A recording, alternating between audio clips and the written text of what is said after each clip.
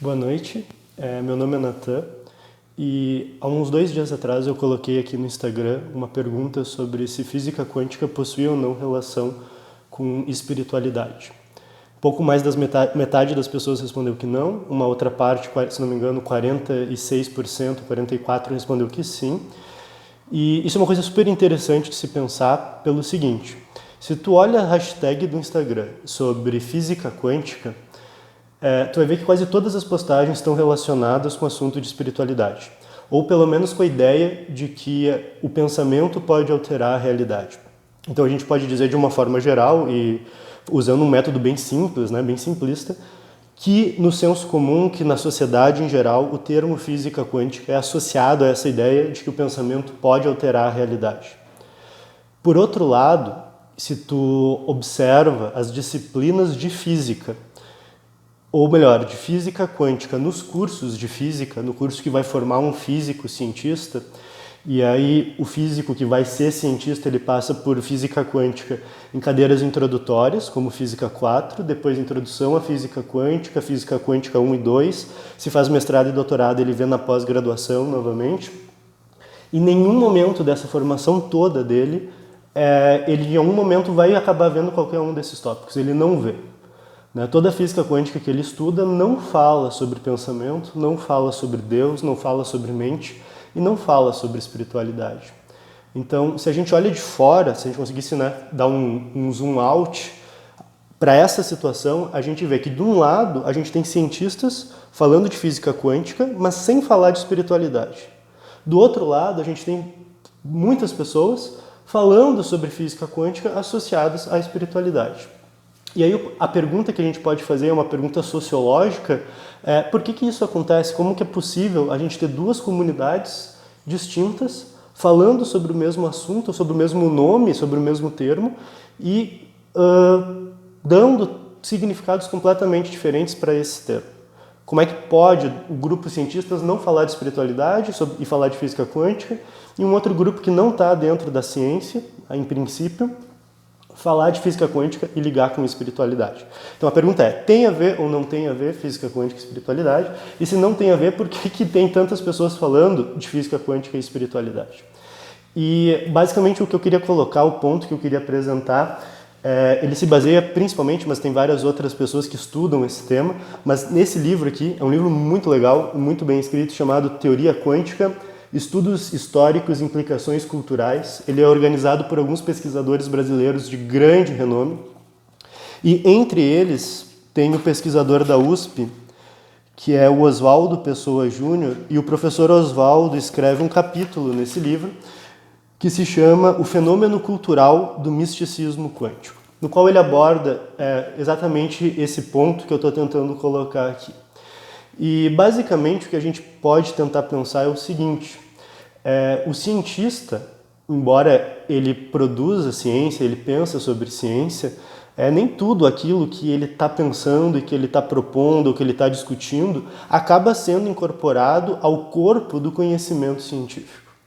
E aí um ponto que a gente tem que ter muita clareza é onde que a gente pode encontrar tópicos científicos, onde que eu encontro a visão da ciência, onde é que eu encontro a estabilização do conhecimento científico. E se a gente for pensar em termos de alguns filósofos da ciência, e pensando por um caminho bastante conservador dentro da filosofia da ciência, a gente pode pensar que a prática científica ela tem dois grandes contextos. Um que é o contexto da criação científica, ou da descoberta científica, e o contexto da justificação, que é o contexto no qual aquele conhecimento realmente vai ser perpetuado como um conhecimento científico.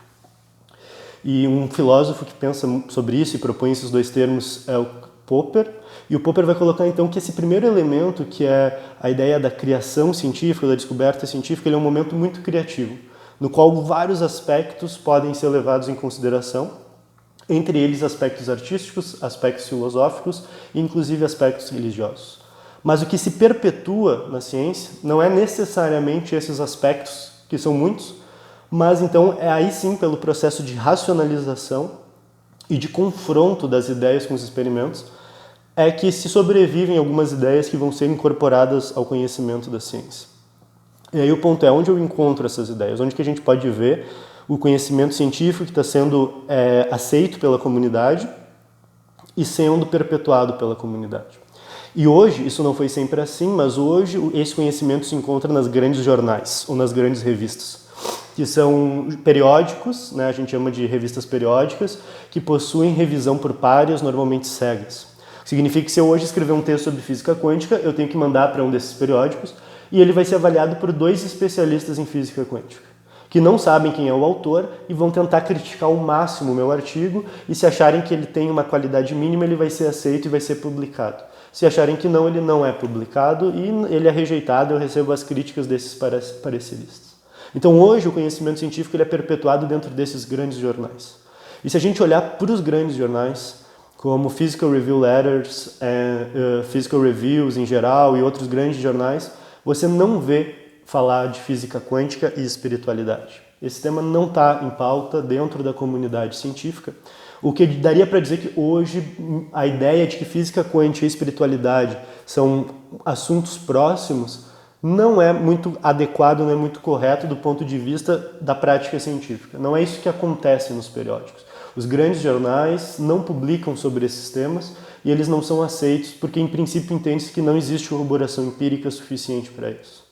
Então, a pergunta que eu fiz, existe relação entre física quântica e espiritualidade? Se a gente for olhar para os periódicos, para o conhecimento ou para aquilo que o Popper chama de contexto da justificação, isso não é real. Não existe essa relação hoje, isso não está dentro do contexto da comunidade científica. Mas daí a gente continua perguntando, mas então, se não está, se não existe isso nos periódicos, se os cientistas hoje não falam sobre isso, por que tem tanta gente falando sobre física quântica e espiritualidade? E aí, na verdade, é o ponto mais delicado da resposta, é o ponto mais complexo, na verdade, que exigiria a gente falar muitas vezes sobre isso, tem muita coisa para se falar sobre isso, mas de uma maneira bem genérica, apenas para introduzir o assunto, que é o que o Oswaldo um pouco aborda nesse capítulo do livro que eu mostrei, é que no contexto da descoberta, no contexto da proposta da física quântica, algumas dessas ideias mais místicas apareceram. E tem um livro muito legal também do Werner Heisenberg, que é um dos fundadores da física quântica, que é quem propôs o princípio da incerteza. E o nome dele em português é A Parte e o Todo. E num dos capítulos o Heisenberg relata um diálogo que ele teve com Pauli e com o Dirac. E ele relata como o Pauli tinha ideias extremamente místicas sobre a física quântica e sobre como ele acreditava que a física quântica de alguma maneira sugeria a existência de uma mente não material. Então, estava de alguma maneira no debate inicial da física quântica essa questão que aparentemente ela é mística. E o próprio Heisenberg, depois ele tem um outro livro que é Física e Filosofia, no qual a concepção filosófica por trás da teoria ela tem alguns aspectos que fogem ao arcabouço teórico da filosofia ocidental. Né? Ele reconhece alguns paralelos com outras formas de filosofia e alguns autores entendem que a física quântica ela adota uma perspectiva sobre a realidade que se contrapõe à perspectiva usual da física. Então a física, pelo menos desde Galileu, ela adota uma perspectiva que a gente chama de essencialista. Ela busca entender que a realidade está lá fora e a gente vai tentar descobrir essa realidade, tentar descobrir os fatos que estão na natureza. E na física quântica ela adota uma postura extremamente positivista, beirando em alguns momentos uma visão antirrealista. E eu estava estudando esses dias o artigo de 1927 do Heisenberg, no qual ele propõe o princípio da incerteza, e lá ele menciona que a órbita de um elétron ela só existe quando ela é observada. Então você vê que isso é uma postura antirrealista, né? Algo só passa a existir quando ele é observado.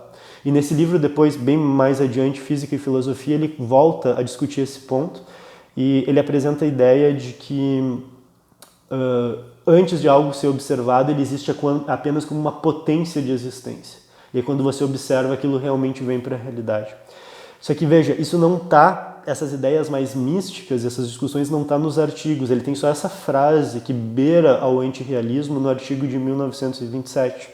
Mas aí é outro ponto, mesmo que em uma frase ele coloque isso, porque ele está entendendo que é isso que acontece, o que acabou sobrevivendo das ideias do Heisenberg é a estrutura matemática fundamental do princípio da incerteza, que vai ganhando novos conceitos e novos significados ao longo do tempo, que não necessariamente são significados antirrealistas ou positivistas. E inclusive vai ter muita gente, né, e o Einstein era um desses, que defendia uma interpretação materialista para a física quântica, entendendo que na verdade ela não precisa ter essa visão antirrealista para interpretar as equações. Então, o fato é que, embora em alguns momentos houve esse debate mais místico, e essas sugestões realmente parecem, quando você vê alguns problemas da física quântica, quando tu estuda algumas situações que aparecem, elas são bastante contraditórias para a nossa intuição mais básica, pode dar a entender de que existe algo meio diferente ali, que é algo que não é material, mas essa não é a visão que acabou sendo perpetuada dentro da comunidade. A comunidade científica acabou entendendo que, na verdade, você consegue adotar uma perspectiva materialista sem ter que assumir a noção de uma mente. Na verdade, se fala que os primeiros a colocarem de forma muito explícita essa noção da necessidade de um observador mental para tudo isso é um trabalho do London e Bauer, se não me engano, da década de 30, em que eles tentam fazer alguma relação com a filosofia de Kant e com a necessidade de um sujeito para falar dessa realidade. Mas, de novo, isso foi acabando sendo eliminado das teorias mais hegemônicas, e o que acabou sobrevivendo dentro da comunidade científica não são essas interpretações. Então, assim, o ponto de falar do misticismo quântico é muito interessante pelo seguinte: o surgimento da física quântica, ou do desenvolvimento dessa revolução da física quântica dentro da física, ela suscitou questões que tinham um cunho místico, existiam problemas filosóficos que resultaram dela, que trazem interpretações às vezes muito positivistas, beirando ou até mesmo assumindo concepções antirrealistas, mas essas visões elas não são o ponto mais estável da teoria. Então a gente pode pensar que dentro de uma teoria científica existem vários elementos. Alguns elementos são mais estáveis e reconhecidos e outros nem tanto. Então essa parte mais mística ou mais filosófica, ela está numa parte da estrutura que é muito instável. Então é muito difícil a gente poder falar e dizer assim: realmente a física quântica prova a existência de uma mente. Essa não é a parte mais firme ou estável de uma proposta da física quântica. Enquanto a proposta mais estável, que está dentro, firme na teoria, é a estrutura matemática e a previsão dos experimentos, para os quais não é necessário a suposição de uma mente ou de um espírito.